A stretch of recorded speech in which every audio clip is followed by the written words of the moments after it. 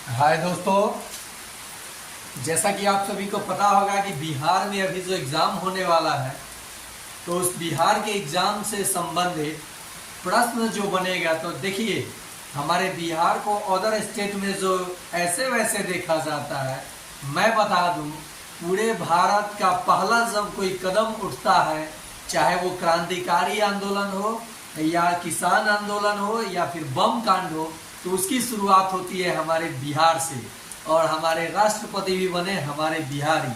तो बिहारी सही में बहादुर होता है, ये तो साबित होता है इतिहास पढ़ के ही। तो आइए इतिहास के इस सीरीज में आज हम लोग एक पार्ट को समझेंगे, मुजफ्फरपुर बम कांड। यही जो वैशाली के करीब मुजफ्फरपुर बम कांड जो हुआ था, और आपको पढ़ने को मिलता होगा सबसे कम उम्र में अपना बलिदान देश हित में कोई देने वाला था, तो वो था एक बिहारी बंदा खुदीराम बोस। तो देखिए इस कहानी में मुजफ्फरपुर बम कांड में क्या क्या घटनाएं हुई और कैसे हम लोग इसको समझेंगे, जानेंगे विस्तार से और समझेंगे इतिहास को और क्रांतिकारी आंदोलन का पहला बम कांड। आइए समझते हैं। सबसे पहले ये देखिए युगांतर समिति क्या था। भूपेंद्र नाथ दत्त जो स्वामी विवेकानंद जी के बड़े भ्राता हुआ करते थे, भाई हुआ करते थे, इनके द्वारा एक समिति जो था युगांतर समिति, ये अंग्रेजों के खिलाफ यानी ब्रिटिश सरकार के खिलाफ भारतीय क्रांतिकारियों में जोश उमंग भरते थे, ताकि भारतीय क्रांतिकारी के कस के दे।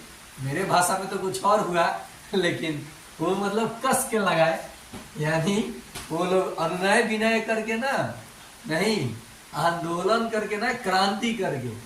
तो इन्होंने जो युगांतर समिति बनाया था भूपेंद्र नाथ दत्त ने, तो ये समिति ही था कि अंग्रेजों को मार पीट के आजादी लिया जाए।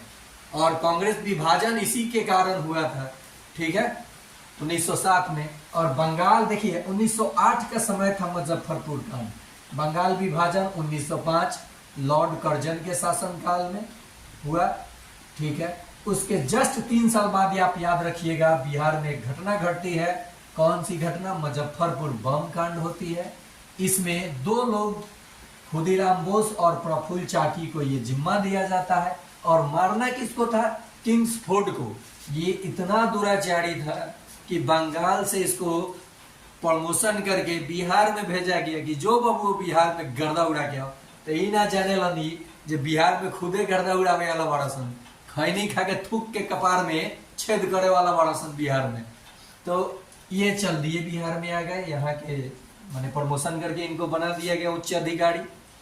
तो इन्होंने युगांतर समिति के द्वारा 2 लोग खुदीराम बोस और प्रफुल्ल चौकी ने जिम्मा लिया कि इसको क्या करना है? फोड़ देना है, बम से फोड़ देना है। लेकिन गलती क्या हुआ कि ये फोड़ने की वजह ये न फूटा, और जो हमारे भारतीयों का साथ दे रहे थे मिस्टर कैनेडी, देखिए ये घटना जो घटी थी ये 30 अप्रैल 1908 को घटी, बम फेंका गया। और मिस्टर कैनेडी जो अपनी बग्घी के साथ उसमें देखिए आगे किंग्सफोर्ड भी था और ये लोग भी थे। समझ में नहीं आया कि किस बग्घी में कौन है। और जब ये बम फेंके तो इसका मृत्यु न होकर के मिस्टर कैनेडी के पत्नी और बेटी की मृत्यु हो जाती है। बाद में पता चलता है इन लोगों को कि ये तो नहीं मरा, ये चोट्टा नहीं मरा, ये तो मर गया कोई और ये एक बेटी और एक औरत, मतलब दोनों औरत की जान चली गई मिस्टर कैनेडी की, जो सहानुभूति रखते थे क्रांतिकारियों से। तो अब इनको मतलब लगता है कि मैंने ये किया क्या। तो इस कांड में प्रफुल्ल चाकी क्या करते हैं, पुलिस के गिरफ्त में जब ये लोग आते हैं, एक तो ये गिरफ्तार हो गए, और ये जैसे गिरफ्त में आते हैं तो खुद को गोली मार लेते हैं चंद्रशेखर आजाद की तरफ।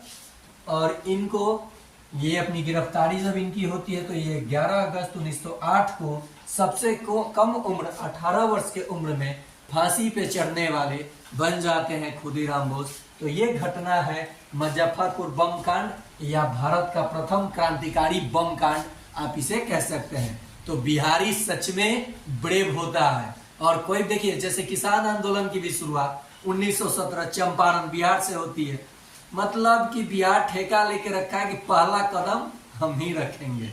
समझ में आया? तो इसलिए बिहारियों को कम ना आकिए, बिहारी वाकई में ब्रेव होते हैं। और आपको अगर ये वीडियो पसंद आया हो तो इस बिहारी को लाइक कीजिए, कमेंट कीजिए और सब्सक्राइब कीजिए। आगे ऐसे ही सीरीज में मैं आपके लिए वीडियो लाता रहूंगा।